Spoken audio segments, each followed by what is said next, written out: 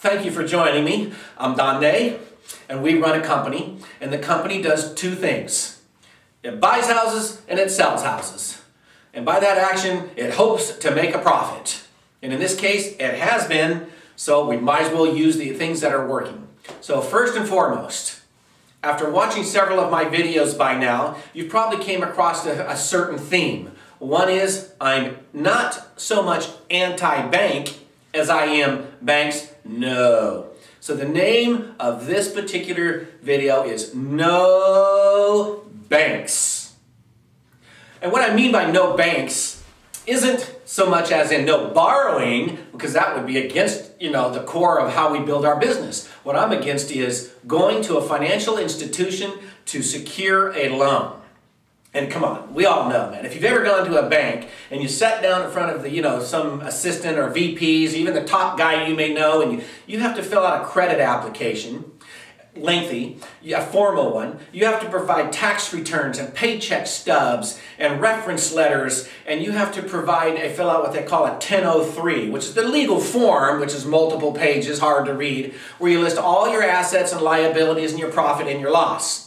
So basically, this is what I call a very thorough exam, like if you were going to go to the doctor and get a complete physical. That's exactly what the bank has wanted to do with you before they determine whether or not that they want to allow you to borrow money from their institution at a particular rate using your property as the security, the one you're going to buy, as the security for the loan. Nothing wrong with that. I always believe, though, if the security for your loan is the property, why is it so important to you to have to go and do a complete examination of every minute detail of my life before you'll give me a loan? I know a lot of very wealthy people who have went out and borrowed money at 2%, 3%, 4%. They all complain about the same thing, the amount of intensity and paperwork necessary to get a bank loan. Now, if you've got an 880 FICO score, which personally, I don't know anybody that does, but if you've got an 880, plus FICO score, and you've got perfect credit, perfect job, perfect, then the banks are coming to you saying, take my money, and if you do, you're now obligated to the institution. Well, the reason I say no banks is because the banks have the biggest buildings in the world, along with insurance companies, and they kind of work in collusion together. But here's what we'll find out. They make the profit, not you. They make the interest yield, not you. Their security is highly leveraged for their benefit, not you. Their money comes from someone else, not yours. So what it comes down to is this. When you buy a house where you do not need to get any kind of institutional financing, immediately you're in the money. Immediately. You're not using your personal credit. Well, you are, but not in the form of a FICO score. You're not using a large down payment. You're not using your tax returns in a 1003 and an annual examination to see if you're worthy or not. Listen, come on. 90% of the people who go to get a loan get turned down, especially in today's marketplace. The old days where anybody got one if you walked up and you could fog up a mirror and you got a loan, those are over. So now instead of making it, where it should be, they over-constricted the money flow. So now even if you have good credit, even if you have a decent job and you've paid your bills on time, you're generally not going to get the loan unless you have at least 20 to 25% cash down payment.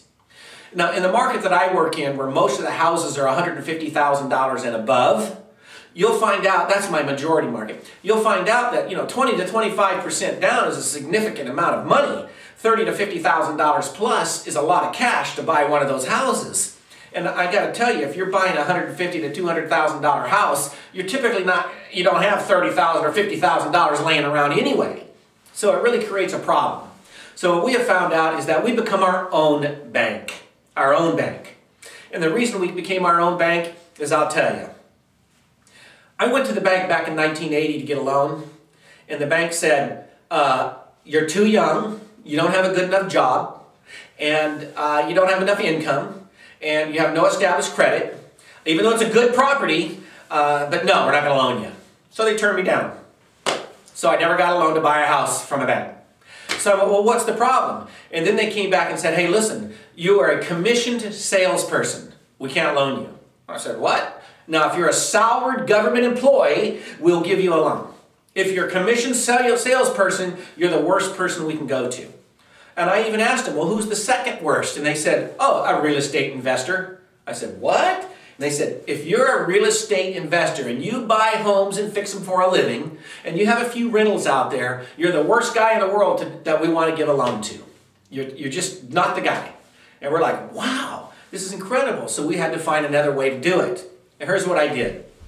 I went to a hard money lender. And if you don't know what a hard money lender is, a hard money lender is a guy who has a little extra money on his hip and he says, I'll loan you the money, but I'm going to only loan it to you at a very high interest rate, and I'll put points in there, which is additional interest rate numbers that they get for upfront for giving you the money. And generally 10, 12, 13, 14% interest. I mean, very, very high.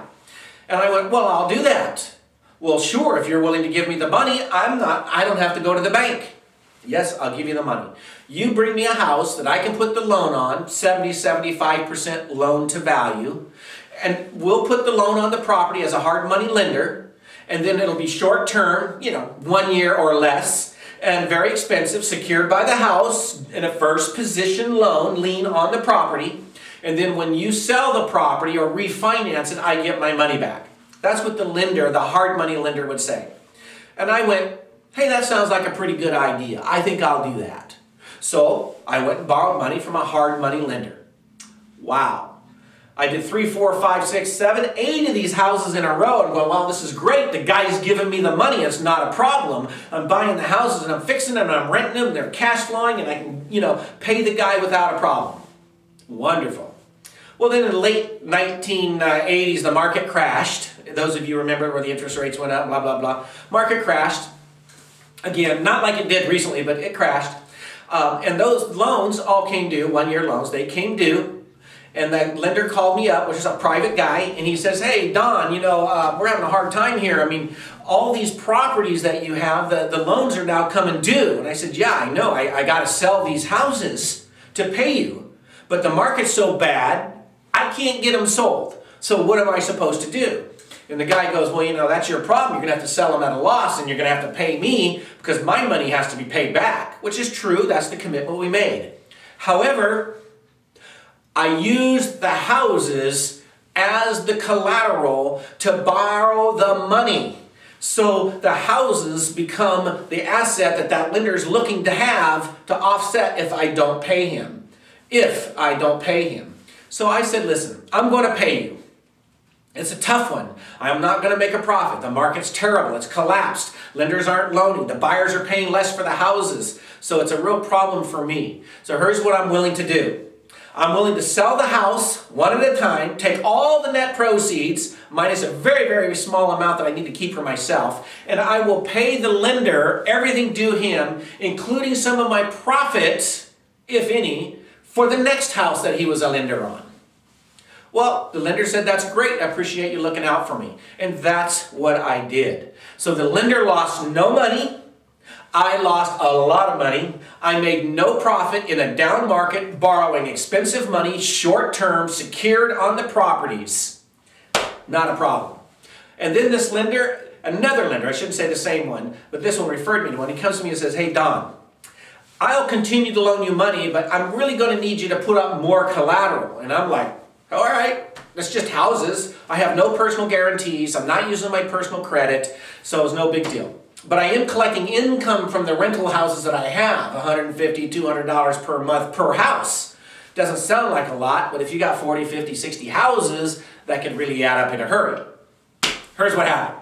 The lender said, I need those 3 houses as additional collateral. We're going to cross-collateralize the houses. Cross-collateralize means the house that you're borrowing on right now doesn't have enough equity in it to make me feel comfortable as a lender. So I'm going to come over here and take those 3 houses as additional collateral, just hold those as well to make sure I feel good and safe. And me, good old Don Day, said, not a problem, let's do that, it's just houses. Well, big mistake. Here's what happened. The market didn't recover. What happened was, the particular house that was lent on, I put it up for sale. I got a buyer to borrow on it, his own loan and to buy that house at a retail price, and I had it in escrow, ready to close, and the lender, who had cross-collateralized my other 3 houses for this one as well, said, I take all the money from this to pay my loan, but the collateral on those other 3 has to remain until I'm 100% satisfied, because this house is about $10,000 short. So here I am, I got 3 houses tied up, and I have to come up with $10,000 to release them and pay that to sell the house, which I did do. It took an additional 4 months. Doesn't sound like a lot of money, but it was mostly paperwork. But the lender was exceptionally uncooperative. He was purely known as, in the industry, as a loan to own. What that means is, the guy made the loan to me with the hopes I couldn't pay him, so he could take that house as collateral and make it his own at a fraction of what I paid for it. 65 to 70% of my value. And by the way, that didn't happen, but he sure tried to do it. It created a lot of problems and cost me a lot of money. So I'm telling you right now, do not, under any circumstances, cross-collateralize any properties that you buy with another one. If it can't stand on its own, don't you buy it. If a lender won't loan on it by itself, don't you get a loan on it. Run from it.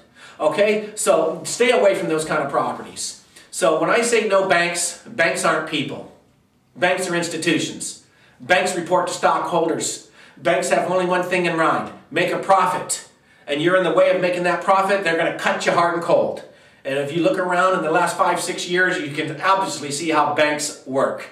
Now, I'm not blaming the bank as an institution. I'm blaming the people who work in those banks to cause this kind of a problem. You're experiencing it, and I'm experiencing it. And if you're in real estate, or if you're watching this video, you or someone you know up close and personal has been affected by what has happened in the banking industry. So I made it a point all the way back in 1991 to never go to a bank again to borrow money to buy a house. Number one, I've never in my life been given a loan from someone or anyone at an institution as a lien against a house that I wanted to buy by going to the bank and borrowing the money. It's never happened. Never in my life has that happened. That is amazing, but it's never happened. So I stand on the ground that, look, when the market was really bad in 2006, 2007, and everybody in the business was taking it in the shorts, and you know what I mean when I say that, I called up my individual private sellers who did purchase money mortgages, you know, Mr. and Mrs. Jones, who had to sell their house and carried back $100,000 for me, and I paid them $500 a month. And I said, listen, the market's horrible. It's completely collapsed. My tenant moved. I have to fix my house. I've got a lot of problems, and I don't have the cash flow to pay you. You know what they said? Well, we don't want the house back. I said, I don't want to give you the house back, but I am willing to continue paying. However, would you be so kind, knowing that I've already paid you for the last year and a half, 2, 3 years, on time, I'm a legitimate payer, would you please put me on hold for at least a year, maybe a year and a half, 18 months, where I pay you nothing. I'm not asking for forgiveness of the debt. All I'm asking for is you to stop, put me on hold till I get the market adjusted and corrected so I don't go out of business, thank God, and then I'll start paying you again. Do you want to know something? I called more than 25 people that I had an opportunity to do that with. To a one, they all said, I do not want the house back. You've paid me well. I'm willing to either pause in getting payments, or I'm willing to adjust the payments so they're more affordable to you so you can continue with the house and we don't get the house back. So when I say no banks, it's because the private parties will work with you. They want you to succeed. They want to see you have value. They don't want the property. You've changed their life. They've moved. They're gone. They're in another place. All they want to do is be left alone and get that monthly check. The vision of that house in their mind is long gone. And for you to bring it back up is a scary proposition to them. They're far away. They can't take care of it. They can't rent it. They can't sell it. Only you can. You own it. So they're willing to act as the private party, who is the bank, holding the mortgage for you, to make adjustments. Guess what?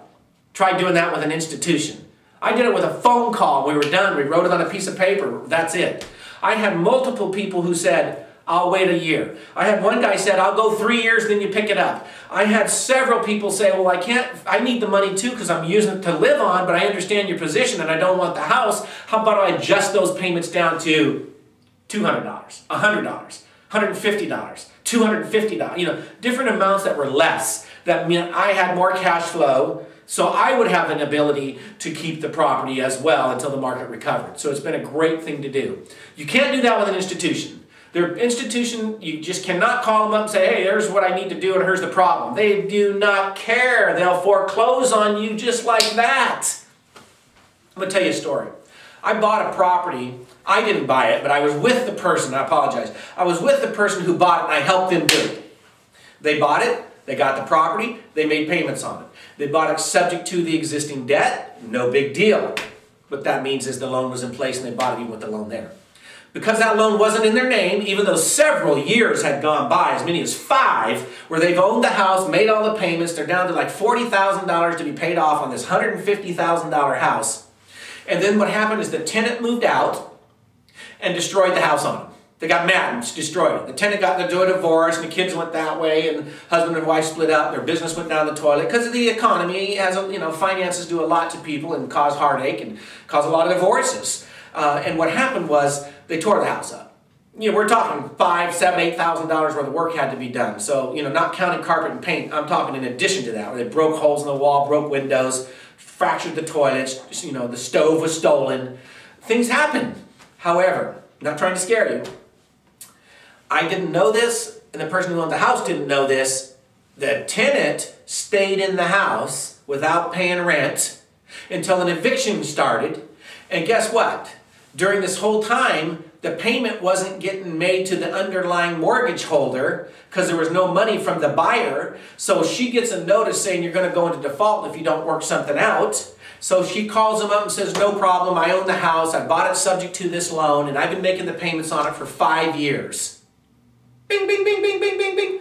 Bank saw that, went nuts. They filed immediately a foreclosure on it. They didn't know how to stop it through a Garn St. Germain. That's another subject we'll talk about. And the notices went to where the tenant is. The tenant never even told the owner that they got any notices whatsoever, not even in the mail. And guess what? The bank didn't even have to notify the owner. Yeah, they don't have to notify the owner. They only have to notify the person who borrowed the money, which, by the way, was an older man who sold it to him subject to his debt, who had since passed away. And that man wasn't notified. They sent it to his last known address, the address of where the house was. Now, mind you, 5 years plus have gone by. Here's what happens. The bank foreclosed on the house, took it to sale, went to a trustee sale, no one bought it, it went back to the bank, and when it went back to the bank put a for sale sign on it, saying pending, it said, coming soon, Bank REO. A big sign on it the day before the lady was moving in, her new tenant that she found. After she was able to secure the funds to carpet and paint the whole house. Makes you wonder how that happened. And I said, well, how did you not get notified? She goes, I have no idea how a bank can do that. So we researched it. Now, mind you, this is January 2013, and here we are, we're going, wait a minute. The bank foreclosed on this house in June of 2012 and went to sale. And you didn't know it, and your tenant was still in it, and you took her to court to have her evicted, and you turned around and fixed the whole house up after you got her house so you could get it re-rented. During this whole time, you didn't even own the house. We went to the title company. We looked it up. We went to the public records of the county the house is in, and we looked it up. There is no recorded deed. There's no recorded trustee sale date. Trustee sale that took place. Nothing. Nothing. The title of the house is still in this lady's name who owned it. And we're going, well, how could it be foreclosed on? How could they get these notices? How could the bank say that it was done over a year ago? Guess what we found out? The banks steal houses all the time. The banks will steal your house. They use little known laws to their benefit not to share with you, and they can step in and take your property away and you don't even know it. Don't think for a minute it doesn't happen. I got 15 people, that's 10 and 5, who have informed me already that how is it the bank can foreclose on their house and never give them any information about it? How's that possible? Let me tell you something. If you're interested and you want to know, you're going to call me because, yeah, they can do it and they do it all the time. Why do you think we have this fiasco? I'm not trying to say this is a negative message. I'm just trying to say no banks. Deal with people. With people, you have an opportunity to communicate. Thank you. I'm Don Day. Have a good day.